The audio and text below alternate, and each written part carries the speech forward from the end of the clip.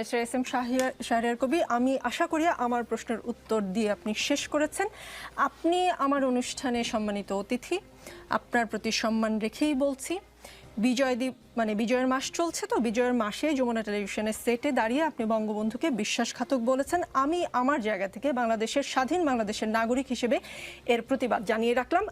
আপনাকেও বলে দেই, সেটি বঙ্গবন্ধু না, আপনার কাছে হতে পারে। শুনেন, আপনি উপস্থাপক, আগে আমাকে শেষ করতে দেন না।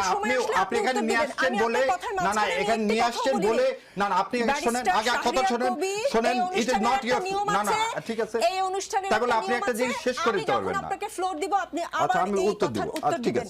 এই অনুষ্ঠান কিভাবে চলবে সেটা আমি না, এটা বলবেন না, এটা স্বৈরাচারী কায়দা, এটা স্বৈরাচারী। আমরা আমন্ত্রিত অতিথি মানে হচ্ছে ভগবান, ভগবানকে আপনাকে সম্মান করতে হবে। আপনি এই কথা আগেও বলছেন একদিন, আপনার অনুষ্ঠান বলে কিছু নাই।